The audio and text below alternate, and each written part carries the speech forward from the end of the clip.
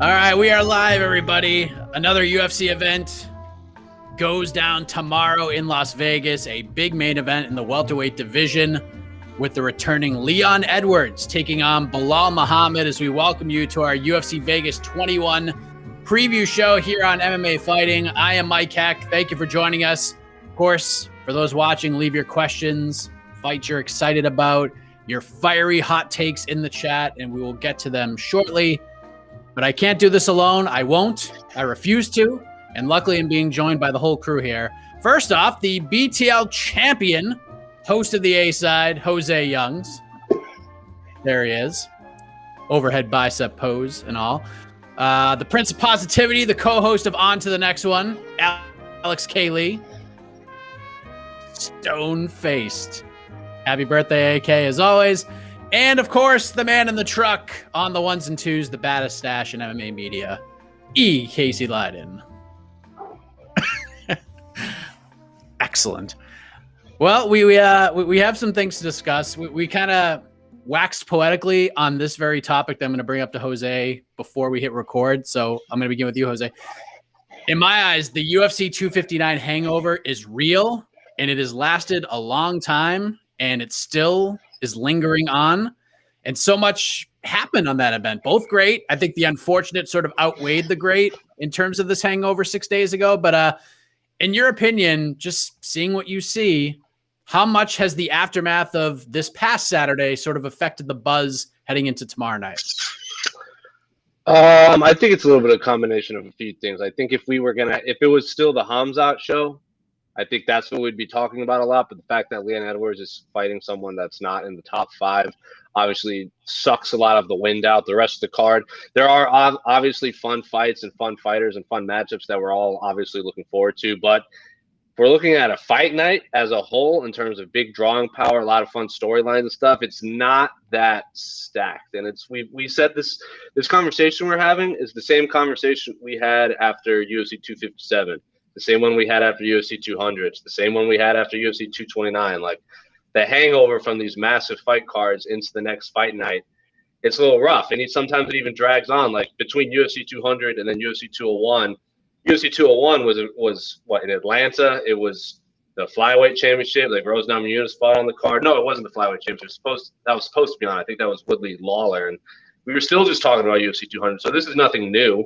The fact that we saw something that had never happened before in the history of the UFC and a changing of a title by disqualification doesn't help, because like we were all saying, like before we went on air, we all expected Amanda Nunes to win. The main event was a fun fight, but it didn't have any big moments that kind of Jan and Israel Adesanya have showed over the years, like Jan with his knockouts and his Polish power and all that. And then Izzy, there was no signature moment in the main event. Signature moment of the entire event was an illegal knee, and then something we've never seen before. So it doesn't surprise me. It just feels like UFC 259 fight week just never ended, especially because I drove home from Las Vegas and then just got right back into it. So that one day between working, I just spent driving through a desert. So all the days just blend together for me at this point. AK, we've sort of touched on this kind of thing throughout the week. Honestly, it's hard being the event leading into a pay-per-view that has a lot of intrigue, and it's really hard being the event coming out of a storyline filled event like UFC 259, but somebody's got to do it. And we got Leon Edwards finally returning. Like Jose said, he's not fighting Khamzat Chimaev. He's taking on a surging up-and-comer, a man who has just been looking for an opportunity to shine for many years in Belal Muhammad. And just to kind of put Leon Edwards' layoff into context, Nate Diaz has fought twice since we saw Leon Edwards defeat Rafael dos Anjos. So that should sort of put everything into perspective here as to how long Leon Edwards has been away. Belal Muhammad is 3-0 since we last saw Leon Edwards compete as well. This is a big one for both guys, AK. So I'm curious your thoughts on the fight, and how much do you feel the difference in activity can play in this one? First off, I have to tell Casey, apparently we have an extra E in our YouTube title. It says it says stream, which is great, which I think is sick. That's but not a typo. that's not a typo. Yeah. It's a Okay, that's what I thought. stream. Yeah, you know. Like, So just to clarify, sorry, live Tell- stream. Tell the person to refresh because I'm pretty sure I fixed that right before you went. Okay, I see it. I see it we fixed. threw some extra Thank E's you. in there just for them. Thank you, guys. Thank you. I think the layoff matters a lot, especially when we're talking about a guy like Bilal Muhammad, who's known for a nonstop pace, who's not going to give you a second to breathe. I think it makes a big difference. Now, I mean, a guy like Lee. Oh, not to mention, part of the reason that Leon had a layoff was there was a bout with COVID-19. This horrible virus that we still don't know the effect it's having on some fighters. Jose mentioned Khamzat. Of course, Khamzat's been completely out of action. It's wiped him out. It's ruined his attempts at training, or vice versa. Maybe he shouldn't be training, and it's made things worse. But Kevin Holland had it. He kind of shrugged it off. But again, we don't know. Is that real? Is there some machismo? And countless others have been diagnosed with it, and we don't know. We don't know. Cody Garbrandt had it really bad too. So. We don't know with Leon Edwards how much it's going to affect him, but he's going to need his cardio to be in tip-top shape. Has not been an issue in the past, but like we said, coming off a very, very long layoff and having this bout of COVID-19 and facing a guy like Muhammad who's going for 5 rounds is going to just take it to you. I mean, he could be down on the scorecards and he's going to look the same as he did in rounds 1, 2, and 3, unless Edwards, manages to significantly hurt him. But this will be Edwards' first fight in over 600 days, and I don't see how that can't have some sort of effect on his performance on Saturday night. Casey, what do you think of the layoff for Edwards, how that could affect him against a guy like Bilal and just the matchup in general? I think since Leon Edwards has been in multiple training camps this whole time, and as far as we know, his COVID case wasn't, it was more just kind of put him on the shelf for a couple months. Wasn't like, we had like the long-term effects, thankfully. And first off, man, not enough is being said about the health of Chimaev. I know a lot of it's just unknown right now, but like that is serious stuff, and I really hope. I mean, yeah, we can talk about was he overhyped and all that crap, but the dude is still just a guy, just trying to make a living and trying to make his dreams come true in the sport. So like, I just really hope he recovers fine, and I hope everything's fine. I'm just that really really bums me out because I was really looking for. I mean, I didn't like the matchup because I thought Edwards had deserved better in terms of ranking. But it just really sucks. But as far as for Leon Edwards, I think he'll be fine. I don't. Muhammad Baha isn't a guy that comes out and knock you out in the first round, which I think for Edwards, both of them are kind of real. They keep a steady pace. They're not big finishers. They just kind of both fight smart and conserve their energy strategically and don't kind of blow their load in the first minute. So I actually don't think it's gonna be a big as serious an issue as it could be. Right now, Leon Edwards, the -240 favorite. The comeback on Bilal, remember the name Muhammad, is +220. Thoughts on the betting line, Jose? You and I have talked about this fight a couple of different times now, but your thoughts on the betting line and Leon being a little over a 2-1 favorite here. I am not the person to ask when it comes to gambling and betting and all that stuff, but those seems fine to me. But Leon is clearly a top 5, top 3 welterweight in the world. Bilal Muhammad could be, but we just don't know just because he hasn't. He's in that same category that Beneil Dariush had been kind of venting his frustrations on, where he's clearly a high risk, low reward fighter. So he's just not getting the opportunities that everyone agrees he should be getting because he's not the flashiest, he's not the biggest trash talker. So he could be, we just don't know. Also, he's taking this fight on a quick turnaround. He just fought in February, now he's fighting in March. He's now fighting a 5-round fight. So if he had a full camp and he was coming off a blistering knockout victory and he's looked better than ever, then I'm sure the lines would be a lot closer. But again, Bilal Muhammad had a full camp, and then who did he fight last? Diego Lima, and there was a 3-round decision win. It was a dominant decision win, but I think if it was this big spectacular finish, I'm sure the lines would be a lot closer than it is. But I don't think Bilal Muhammad doesn't strike me as a type of man who kind of gets upset over the betting lines going into his fight. All right, AK, let's get to what the people are here for.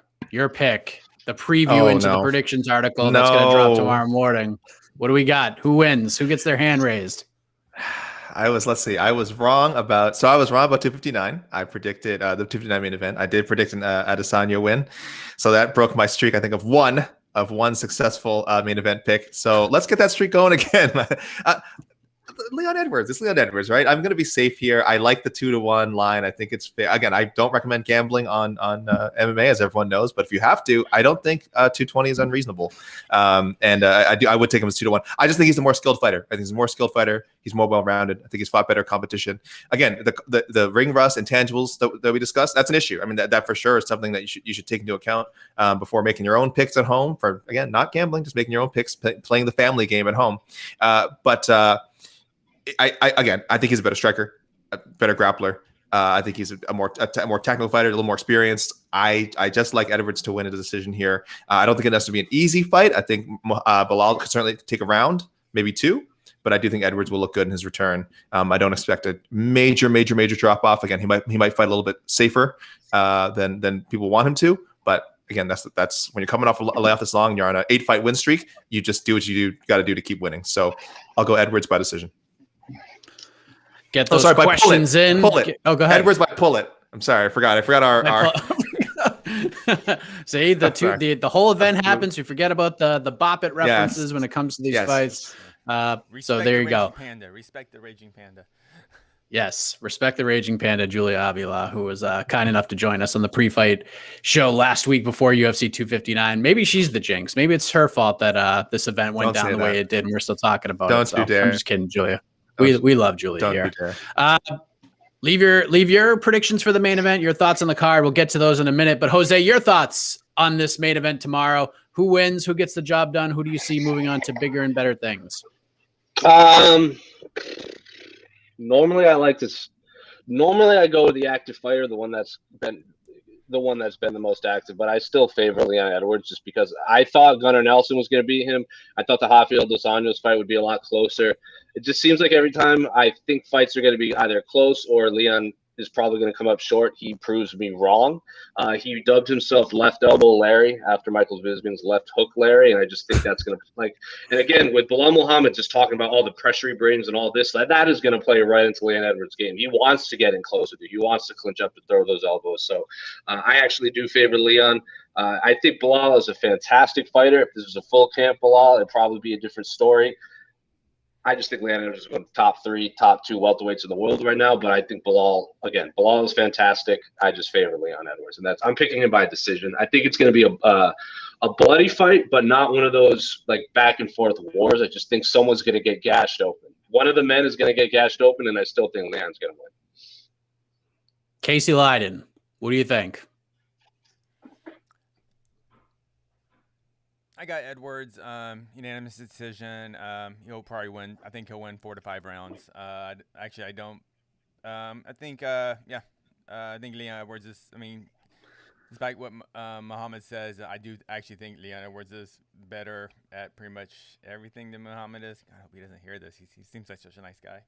But I just think Leon is a better fighter, and unless there was a serious fall off in his skills of the layoff. And unless Muhammad in the last 2 weeks made a giant jump in his MMA skills, I feel this is a pretty solid pick for Edwards.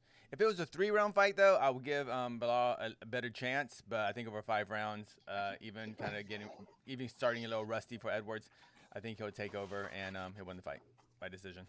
Will it be impressive? That's another story. This one I've been teetering back and forth on, and I'll tell you why. It's not because of skill set. It's not because of breaking down tape or anything like that. The MMA gods are going to be tested on Saturday because they were pretty pissed off in the first of 3 title fights. They came around in the final 2 title fights, and the way that UFC 259 ended, it was like everything was in good karmic rhythm, right? So 2 things can happen here. And first of all, I just want to say, I believe that the betting odds are right where they need to be. But I also believe that Bilal Muhammad is a super live underdog here. And he has nothing to lose in this fight. Absolutely nothing. This is a house money fight for Bilal Muhammad. He's coming in. He's doing the UFC a favor. He can't lose much unless he just gets knocked out in 30 seconds. So if the MMA gods are in the right place, delivering good rhythm to the MMA worlds and doing what is supposed to be done, Leon Edwards will have the best performance of his career, and he will stop Bilal Muhammad early. And I think Leon Edwards is a great fighter, and he could do that. He should have fought for a world title by now. But every year in the UFC, somebody comes along and shakes up the foundation. And you know what? My gut tells me that it's going to happen here. Bilal Muhammad, who I thought could be that guy for years now, finally gets his chance to do it. He's been waiting for this opportunity for years. He gets it. I think he does it. I think it's a close competitive fight. I think it's really close down the stretch. This is a game of inches, and I think that's what this is going to be. I think Bilal gets it done. He wins a very, very close decision, maybe a split. I think he gets the biggest win of his career, and the MMA gods are going to be pissed. It's going to go back to where they normally are because poor Leon Edwards, who's deserved a title shot, who's deserved massive fights for years now, it's going to be a letdown for him. And I feel for the man. I feel for the man. I'm probably wrong on this one. I like to take chances every now and then and put myself out there, put my heart on my sleeve, so to speak, because that's how I view these fights. But we'll see what happens. I think we will remember the name come tomorrow night. AK has got his hands on his face. My goodness. What a predict! You took us on a journey, Mike. You don't know what you said. You know, regular listeners of on to the next one are used to being taken on these journeys. Sometimes you break it on the preview show, but you really took us on a journey there, and some were unexpected and wonderful. But I just did not expect that. On Topology, I know, Casey, you prefer the predictions over the odds. It's over way more than the equivalent of 2-1. It is 83% Edward. As it should be. 83% for Edward. Wow, that's way more than 2-1. That's way more than plus. So the hardcores on Topology are much more in favor, heavily in favor of Leon Edwards. So wow, 83%. 75% of those picking Edwards predicting a decision victory. Yes, which I think is accurate. Yeah, I think we all went with too. Oh wow, yeah. I didn't realize. Wow. But before we move on to any other wonderful fights on the card, who were we picking for Edwards over Chimaev? If in a perfect world where they come in healthy. Jose, you want to go first? I don't know, man. There you guys. Leon. I would have picked. Leon's actually fought a welterweight before. yeah, exactly. Yeah, that's it. I would have went Leon too. that's Khamzat. That's Khamzat. He heard you. Yeah, seriously. Did you guys hear that? Yeah, I heard that. It scared the hell out of me. What on my front door. Is it called when was the gamers they caught the swatting? You used to get swatted when they caught the game. Probably. That's too funny. By the way, I know we don't want. I'm gonna go see what banged on my. Yeah, go ahead, Jose. Maybe do that. Take a second there because I'm gonna take us on a little tangent. I don't know if you guys have seen. I don't want to turn this to Khamzat chat, but like his social media, he's like wiped it of all that stuff. Like the I might retire. Like that post is gone. Plus a lot of older posts is gone. It's a very like fishy situation. I do feel like management was involved. Obviously, there's a political influence there. And now it looks like it's like he's only has a handful of Instagram posts now, and it's all just very non sort of opinionated stuff. It's just like I love fighting and I love my family, and like that's it. That's all that's on there now. So there was a stretch there where he was being very candid about his training. Obviously, of course, that big COVID post, that's all gone now. That's all gone. So it sounds like read those messages. Maybe you'll find some secret SOSs or help Casey. me. Yeah, little help symbol or whatever. Casey. Yes, sir. I'm seeing YouTube comments saying your audio is a little low. Really? Is it that It is low? a little lower compared to the rest. It's lower than us, but it sounds okay to me. I don't know. Okay, all right. Yeah, it sounds fine. I just saw like 4 or 5 just saying slightly. Yeah, I see the comments. Yeah. Oh, you know what? This low knob can be turned more. There we go.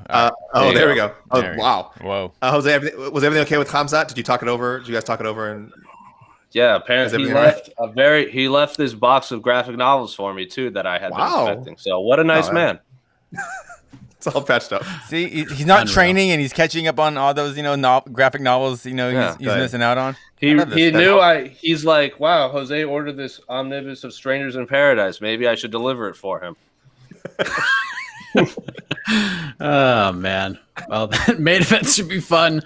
Graphic novels, the new podcast with Jose and Khamzat Chimaev should be a lot of fun. Look for that in the near future. Don't tease me. I know. Rest of the main card, it's pretty fun. Co-main event, we got Misha Serkinov versus Ryan Spann. Of course, Spann had a brief hiccup on the scale this morning, but he made it on his second attempt. Dan Ige versus Gavin Tucker is a really fun fight. I'm looking forward to that. Dan Ige's last fight before he enters the world of fatherhood, embracing that grind. We got Jonathan Martinez versus Davy Grant. That should be fun at 135. We got Matheus Nicolau versus Manel Kape at 125. And the main card opener, Darren Stewart versus Eric your boy Anders. 13 fights total. Prelims kick off at 5 p.m. Eastern time. Main card takes place at 8 p.m. Eastern time, all on ESPN Plus. Let's turn it over to the peeps, Casey. Let's go to the wonderful viewers, let's see what they think about this card tomorrow. I want to say about this card, I know it seems like people were kind of crapping on this card, but like I think for a fight night card, I dig it. I think it's exactly what it is. But the 13 fights, 12 of the, I'm not gonna say the fight I'm not interested in, but 12 of these 13 fights, I'm like, I want to know the result. I am interested in at least on one half of that card. So, a lot of negativity for this card. And we lost Ben Rothwell. That's so sad. I'm so excited. I love that is former co-host of the A side. Yeah, Ben Rothwell. He is such a. Hold on. You know what? I need. Oops. Boop. Oh no. Oh no! Let's you show too much. Oh no! What is happening? Casey, Daniel Hamilton. Where'd I go? Your volume is perfect. It says your volume is perfect in all caps. So well done. Khamzat came. Khamzat is making the rounds right now. My camera died. Khamzat's in the truck. My camera died. Your camera died? Hold on a second. Do you want me to read out one of these questions? Do you want me to grab a question, Casey? I think you're going to throw up anyway. Okay. I got the question. Here we go. Boom. Go for it. There we go. That's what I thought. Okay, All right. AK's best friend. Thoughts on Manel Kape's short notice return against Matheus Nicolau? Second time's the charm. AK, we'll start with you on that one. We're talking about second time's the charm for Manel Kape or for Matheus Nicolau, because this is the second time for both. Oh, you see what I did? Oh, boom. Yeah. Well, I do want to say first, for a lot of people that don't remember, that Nicolau was with the UFC a few years ago and was very good. I mean, he was 3-0 before getting knocked out by Dustin Ortiz. He had a win over Luis Smolka veteran John Moraga, who had fought for the UFC flyweight title. Really good fighter. And he just got, after that knockout loss, they were just cutting flyweights for no reason. They said, this guy's coming off a loss, and we're going to get rid of him. Dustin Ortiz was gone soon after, so that whole thing was just a mess. So he went in the regional scene, got a couple of wins, and I think he's a really tough opponent for Kape, especially on short notice.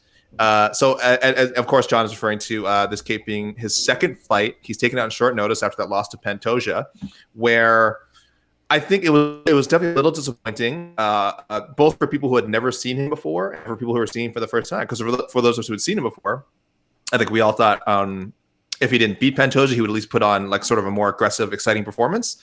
And he looked a little gun shy at times, a little unsure of how to operate inside the octagon. So that was disappointing. And of course, if you hadn't seen him fight before, UFC had given this guy a little bit of hype, more hype than they probably given most flyweights. And you probably watched the fight and were like, this guy, I don't understand, what's the big deal? So it was a really tactical battle, again, which people maybe didn't expect, and he lost a pretty clear decision, in my opinion.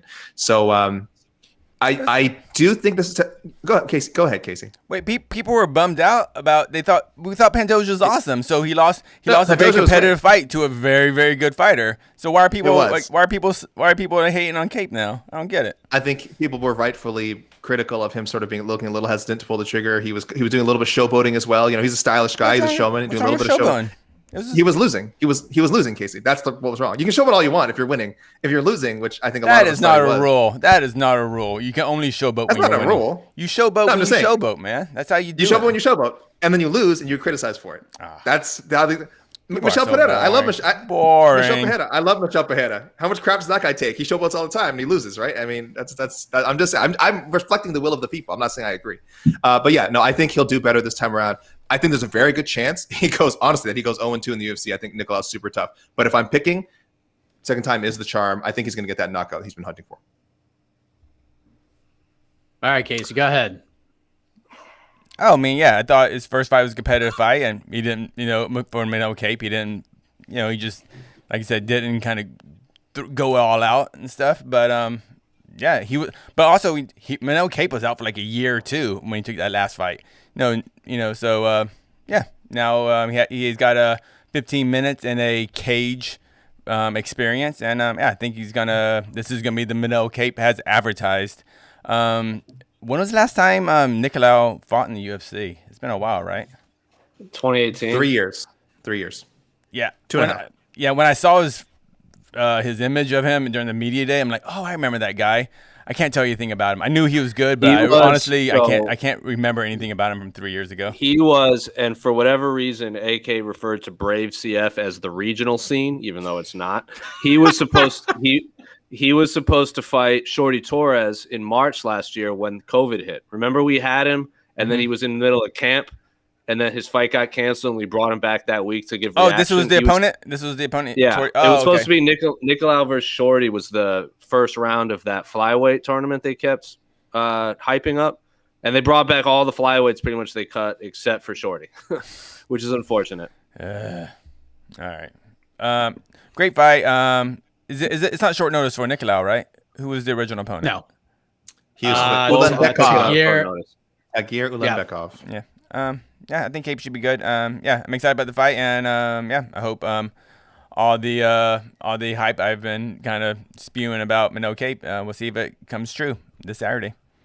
I'm gonna pick Nicolau just to be different. By submission. Oh, whoa! Dang, Nicolau is gonna twist it. Manel Nicolau is a legit black belt. Like Manel Kape is awesome, and I think he's fantastic. But I think it's going to be one of those things where he just might not be a top 5 flyweight, or he might just be the 5th best flyweight. I just think this fight is super close to me. But I'm going to just be different and pick Nicolau just so we're not all agreeing with each other. I don't know where I'm going with this. I think Nicolau is the better fighter. I think he's more well-rounded than Manel Kape. I think he has more ways to win this fight. However, Nicolau is, as good as he is, his kryptonite is his chin. He gets clipped and he gets dropped very easily. Even in the Dustin Ortiz fight, if you watch that fight pretty closely, knocked dead. Yeah, and it looked like he partially blocked the kick too, which is crazy. So he is kind of chinny, and that's what would scare me if you're on Team Nicolau, because Manel just needs one. He just needs one shot to turn his lights out. But if he can not get knocked out, I think he wins this fight. But that's a big if, because Manel brings that thunder. So, dude, I didn't realize he hasn't fought since August 30th of 2019 too. Woo, it's like Jose said, he was supposed to fight Shorty. Yeah, so last year, he has a lot of big breaks for these, like Edwards, Metal. And they're all COVID related. They're all they've had fights booked since, they just haven't been able to fight. Yeah. So Mike, you're saying either Nicolau by pull it or Kape by bop it. Correct. I think it's I'm trying to remember which one was which, but I know Nicolau by decision. It'll be Nicolau by decision or Kape stops him. That's a bop it. Yeah. That's a bop it. There you go. That's a good fight. I like it. It's lined. It's like the big. I think it's one of the closest lined fights on the card. So it's a good one. Kape needs this one badly, though. I would agree. See, these are the kind of questions that I like, because now we can dig deep.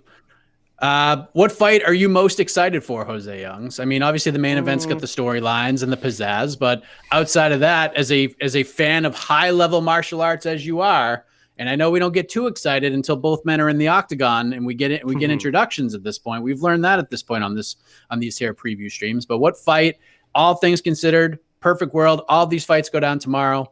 What's the one you're most excited for? I'm just looking at the card now. I always really like watching Charles Jourdain fight, and his opponent Rojo is he's a Combate alum. He's supposed to fight Hany Barcelo. So anyone that's been matched up with him, I was really looking forward to Hany Barcelo's fight, especially against Rojo.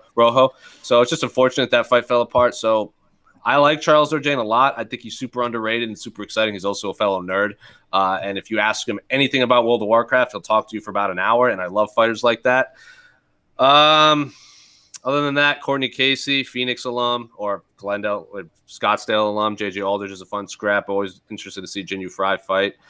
Ronaldo Yaya, who's of course one of the most high-level black belts in the world. Because remember when speaking of Shorty, remember when he was preparing for his last fight and his main sparring partner for striking was Edson Barbosa, and then his main grappling training partner was Ronaldo Yaya, and he was like, so I'm basically getting drowned or just beat to death with elbow. So like pick your poison.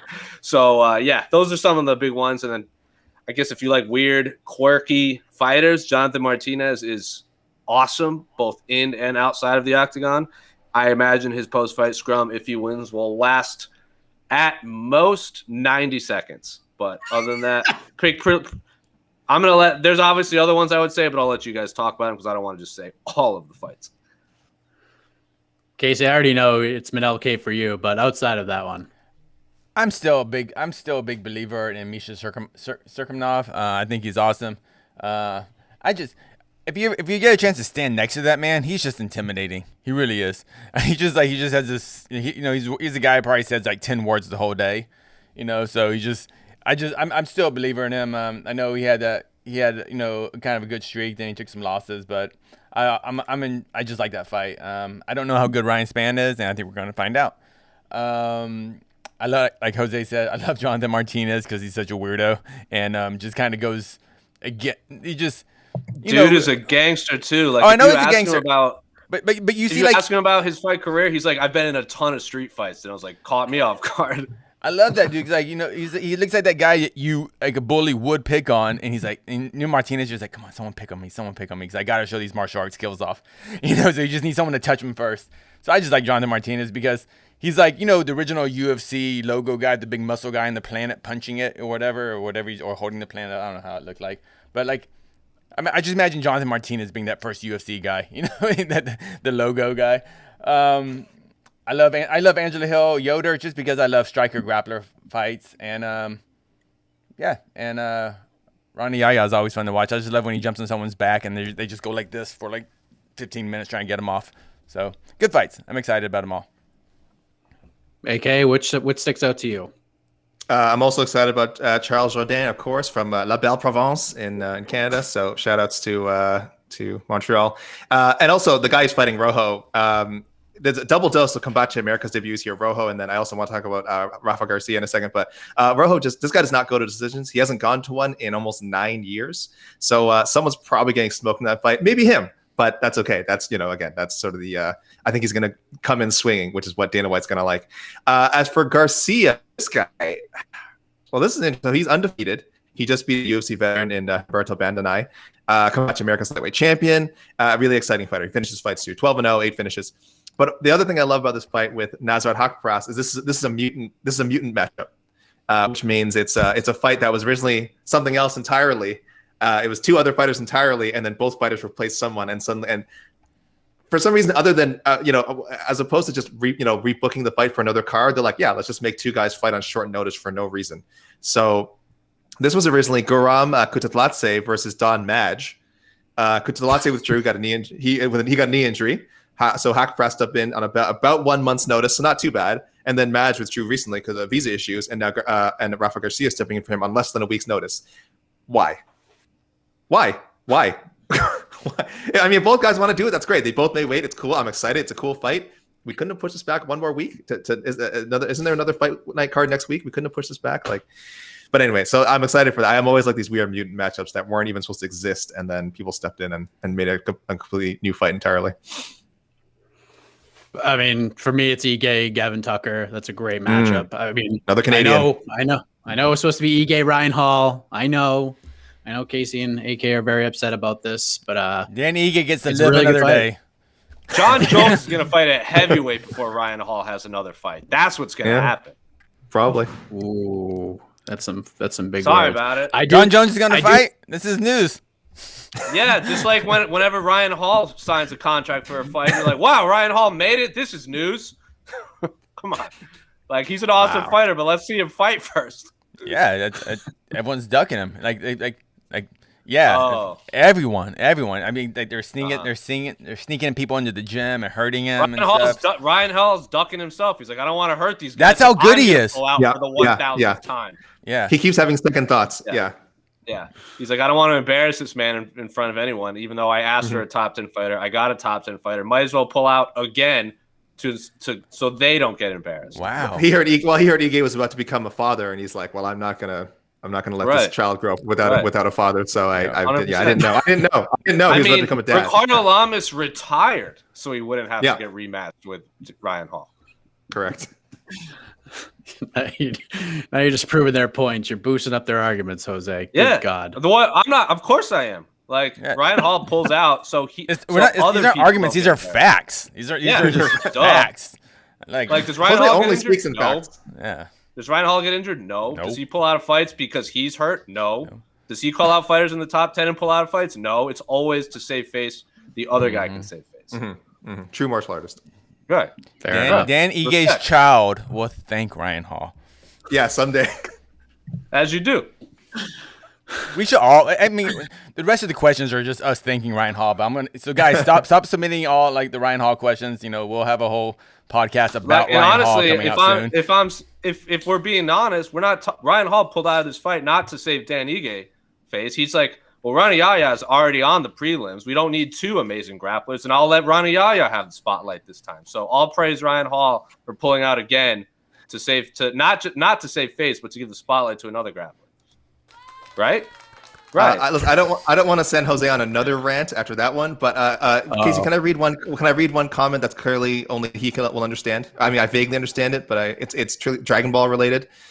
Prince Vegeta-san says Ronnie Yaya is like Chiatsu when he latches onto someone's back. Chiatsu's that little ghost-like guy, right? And he blows up and stuff. Yeah, that's how I know him. Person. Yeah. Well, he looks like a Chinese ghost. He looks like a Chinese ghost. Like he's designed. Like I don't know. He's not a ghost. But he's designed like a. It's Japanese, but yes. Yeah, but a lot of Dragon Ball is based on Chinese. You know this. I don't need to explain this to you. You know this. Yeah. But is that? Yeah. Wait. Does that comparison make sense? Ronnie Yaya is like Chiatsu when he latches on. Yeah, they're both small. They're both smaller than because Ronnie Yaya is not the biggest bantamweight in the world. Like he's he's skinny and it works to his advantage. So yes, you're not wrong, Prince Vegeta-san. All right. All right. What else we got? Oh, I just want to say too. We talked about real quick. Man, what a must-win situation though. Jinh Frey is in. Lost her first two fights. I mean, she's coming up from 105.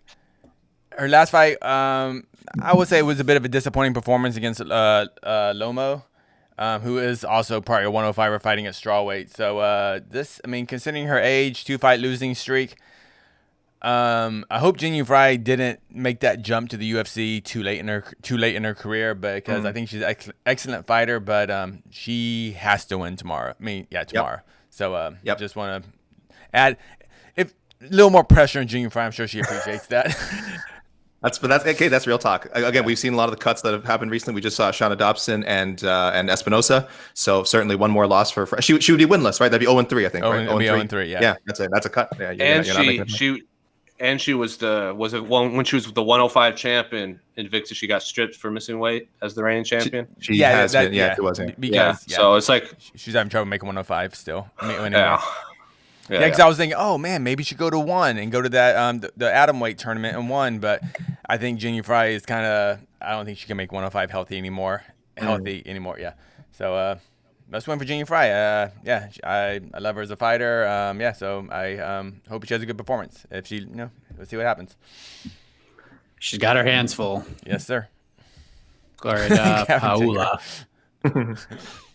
Gavin Tucker versus Dan Ige. Man, this is a really good fight. I got to see what the betting lines look like for this one. Dan Ige minus 145, Gavin Tucker plus 135. I think that's properly lined. I'm leading Dan Ige by decision. Yeah. Dan Ige is awesome.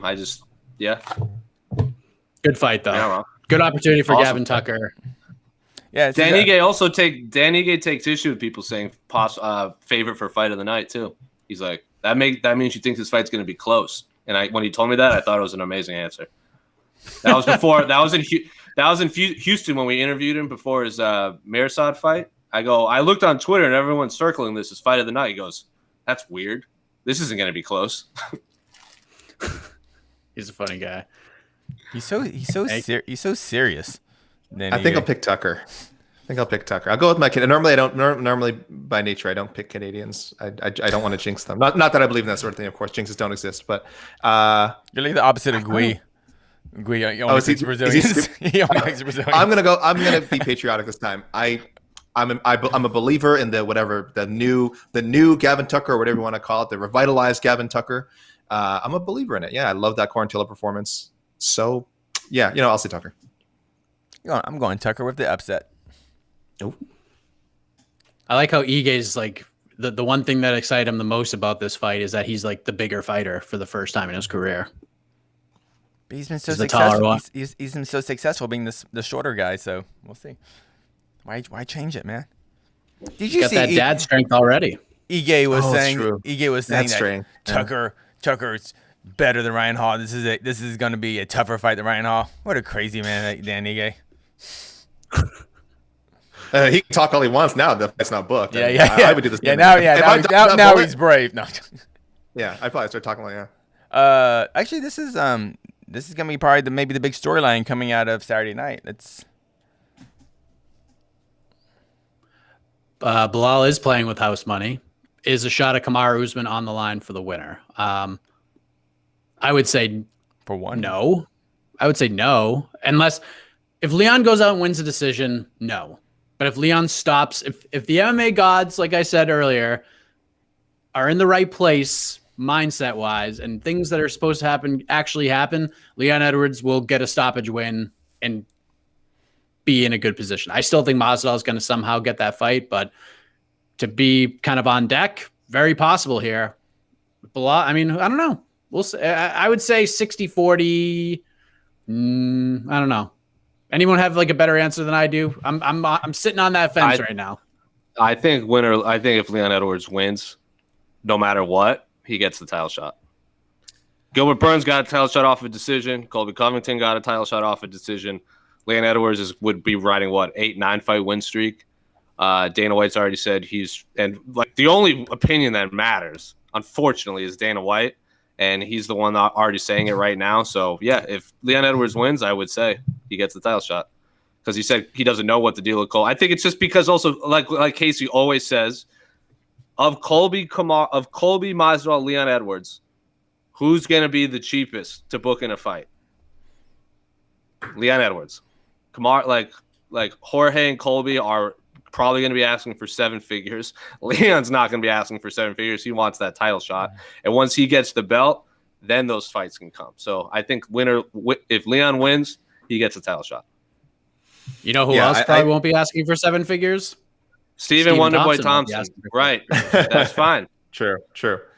Well, but that's the thing. I think that's one reason why I think Dana White would. I know he's not all on the Leon Edwards train. Again, his comments about Leon this week were pretty non-committal. It's like if he does something impressive, he's guaranteed if he does something impressive, which is that means no. It means almost nothing really. But again, it would give him another option, yes, to use, kind of as Jose mentions, to use at the negotiating table because clearly he doesn't have the name value of the Jorge Masvidal, Colby Covington, etc. But he's also like not even near the headache that those guys are to deal with. Yes, he's had his kind of issues with the UFC officials over in the last year with him getting taken out of the rankings, stuff like that. Being a little picky with opponents, but that's fine. That's nothing compared to everything that's going on with Masvidal ever since he became the BMF, ever since the Ben Askren KO, where he's just like, I am above all other fighters now. Colby, of course, big personality, knows what he's worth. I'll give him credit for that. He knows what he's worth, and that's not a bad thing. So I'm not criticizing Covington for that. But yeah, Edwards, Dana White always has the option of selling this fight. It's not as big a fight as those fights, but now he can always tell those guys, I don't need you.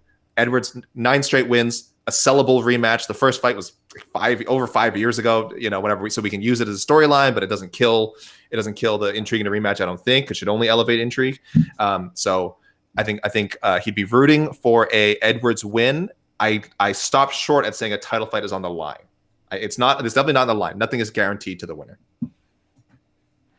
I think with most of Europe still shut down with the pandemic, I think if everything was open in Europe, like they could just go do Usman Edwards at the O2 in London, like in a couple months, I think there would be a big chance that Edwards could get that title shot. Considering, as far as I remember, because it was a year ago now, they sold out the O2 with Woodley and Edwards as the main event before that got scrapped.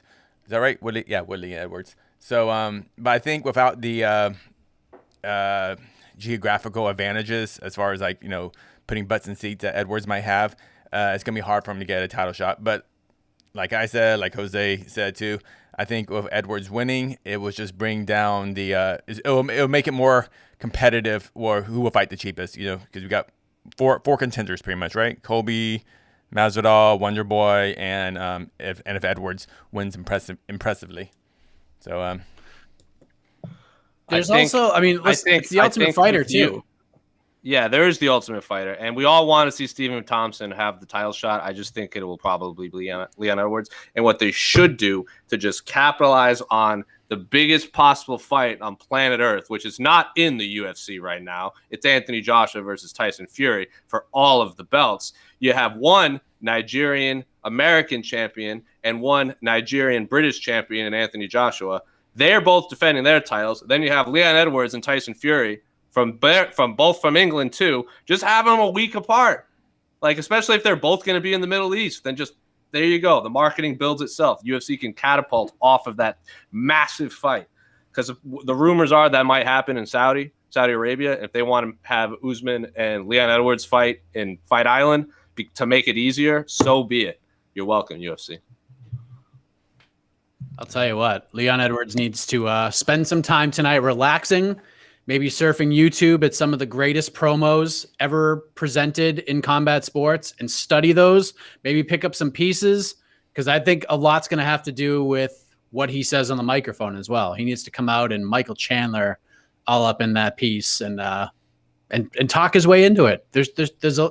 He's got hurdles to overcome, but momentum is a tricky thing in MMA. If you can get it, you gotta capitalize on it. So we'll see how Leon Edwards handles himself. If he wins, cuts a scathing promo, and hopefully he does the media rounds right after and stays out in front of this, because the sport changes very rapidly.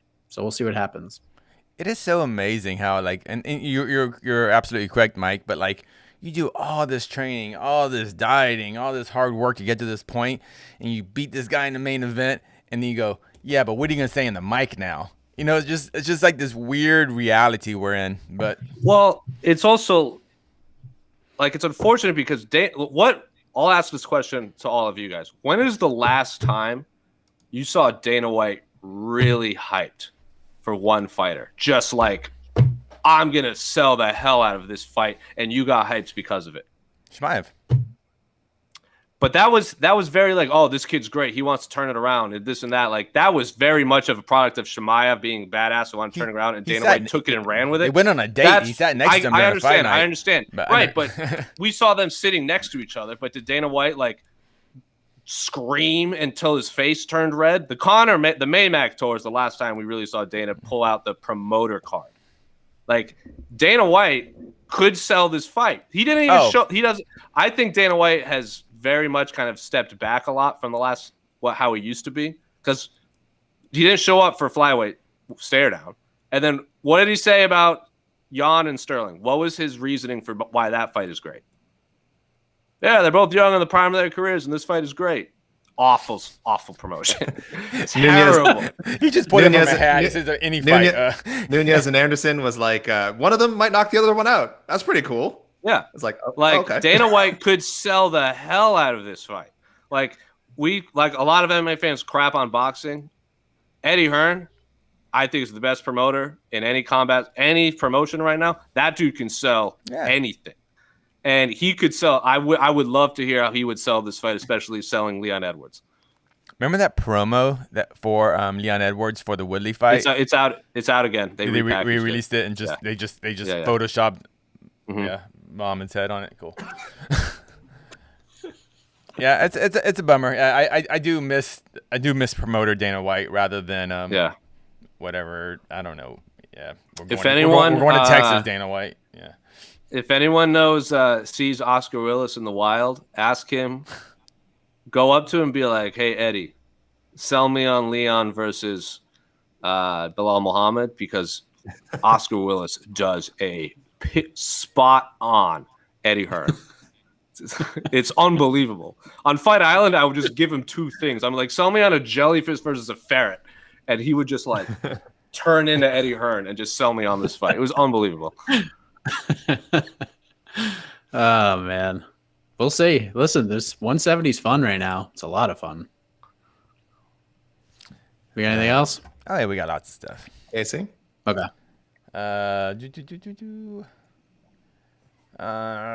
Trying to fights about tonight though. Got a lot of Get questions about your questions. This is your chance. This is your chance, guys. a lot of negative. Guys, being so negative. We got like 10 minutes, people. know, Get them in. Get them in. Yeah. I say a All lot right, of here we go. silliness. I always like these questions. What favorite do you feel the most confident in winning? The lock of the night. First of all, as usual disclaimer, there's no such thing as a lock in MMA. Let's always keep that in mind. Absolutely No such thing. is. There absolutely is because I said No such thing as a Makhachev will be a lock over Drew Dober. I was right. And since Unless- I'm one for one. I'm also Unless Ryan Hall is fighting, there's no such thing as a lock in MMA. I would pick Ronda Rousey over Bethe Correia 10 out of 10 times. I'm not gonna lie. There's no locks. Who knows what could have happened in that? She could have rolled her ankle 5 seconds into the first round. Do you guys have an obvious lock pick here? I'm pretty confident when I pick Angela to win. I like that. Yeah, Yeah. that's probably my pick. My locks are Angela and Leon Edwards. Those are my I'll locks. go. I'm gonna throw. Go ahead, AK. I'll go Jourdain. I think Jourdain's gonna knock out Rojo. He's gonna bop it big time. Ooh, the bop it. Nice. I'm pretty confident man. when I say Courtney Casey and JJ Aldridge will end in a split decision, but I won't pick the winner. Not because like Courtney Casey has been on the wrong end of split decisions a few times. Casey, you were backstage for the Michelle Watterson fight, and it was pretty torn in the back over who won that fight. Yeah. So if you and even we were back staying in Arizona. You were backstage for the Courtney Casey Calvillo fight too, and that was also a lot of people thought Courtney Casey won. She pretty much loses every split decision, right? Or does she won a couple of split ones? Has she been on both sides? She beat Angela by split. That was one of the weird. Oh, that was the one. Where, yeah. Split. So she's one of those fighters that, at least in my opinion, she loses the split decisions. I think she wins, and she wins the split decisions that I think she lost. Yeah. So she's a phenomenal fighter too. I think her record is not indicative of her skill set. is And she's in a Is this the 125? 125. Okay. Yeah. That fight is the opposite of a lock. That is a stay away. Do not put money on that. Yeah. That's an anything could happen. But I think Courtney Casey is also part of the Fight Ready team, which is makes a lot of waves in the Southwest. That's Henry Cejudo's team. That's where Eric Anders.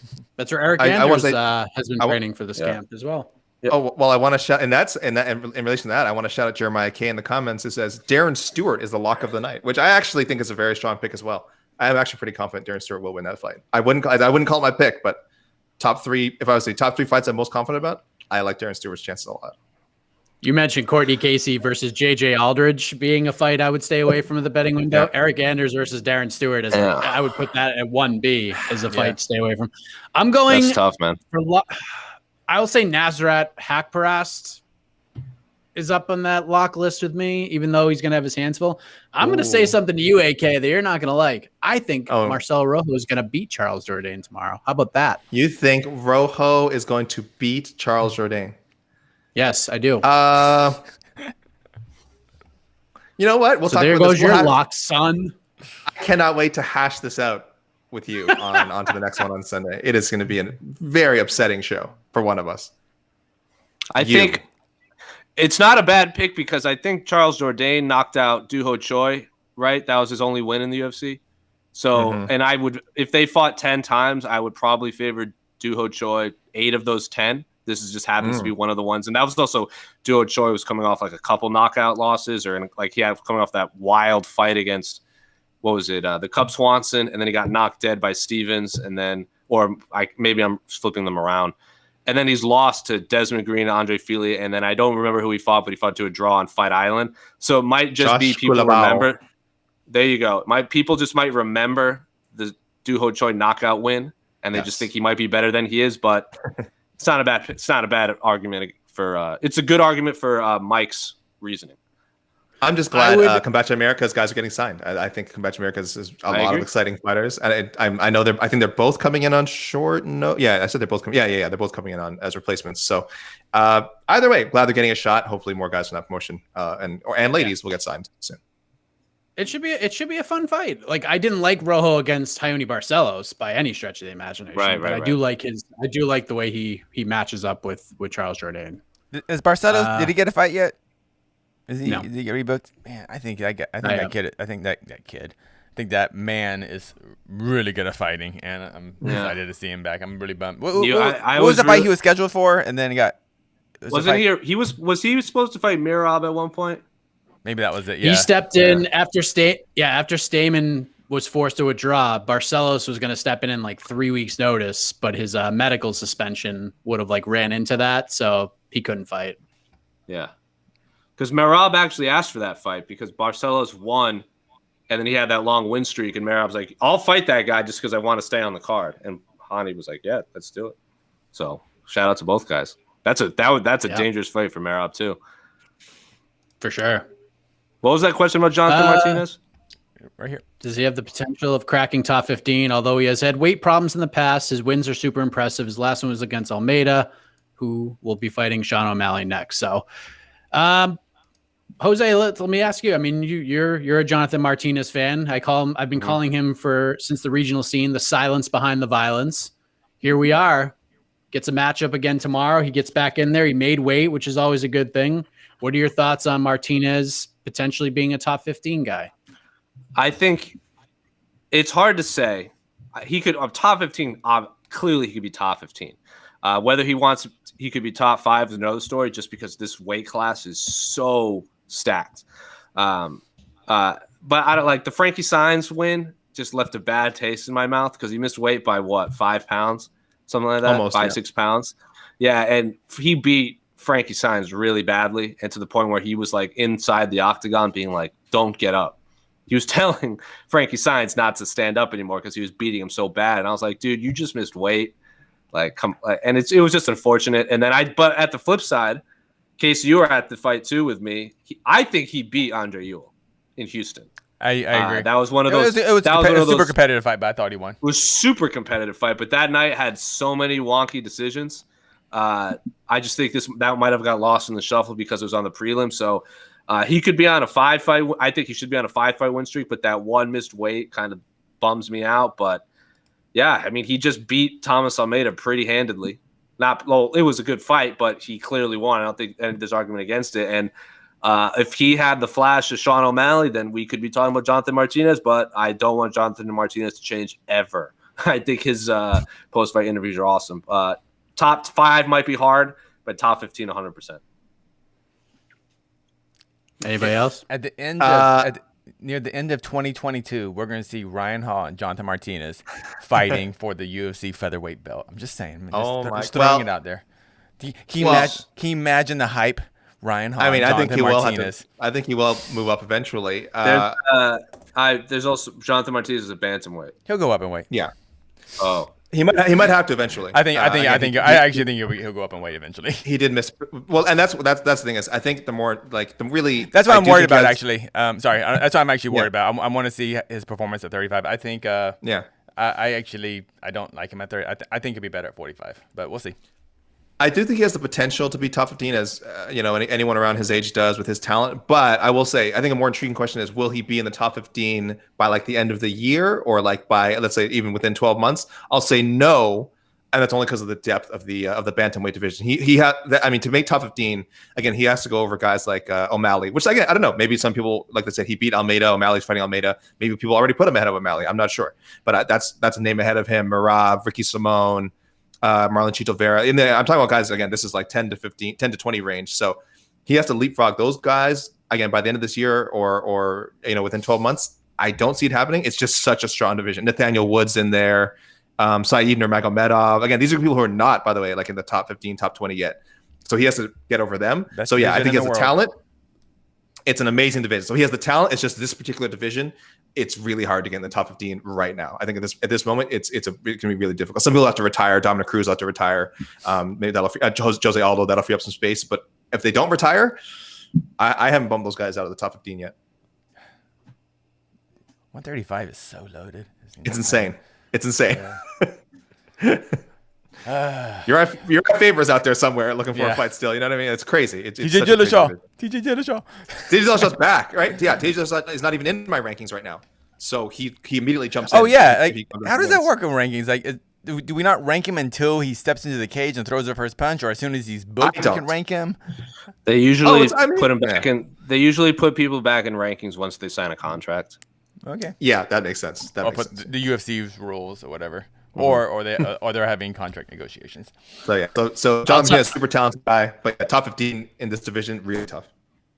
Was it? I'll tell you what, Oh, I loved Rob Font's idea on what the heck of building a bantamweight supercard in May, like headline it with Jan versus Sterling, and then do Dillashaw versus Sandhagen, do Font versus Garbrandt, and just load up the whole card with bantamweights. Obviously, there's reports that Tony Ferguson is fighting Beneil Dariush, so you could throw that on there, but just load it up with like bantamweight fights the whole way. I love that idea. Yeah, you just get that scale, you put it on 136, and you just step away. You know, so weighing's gonna be easy. Yeah. I have a feeling we're gonna get a non-lightweight, a non-title fight in the lightweight division headline that May pay-per-view. So might be an issue.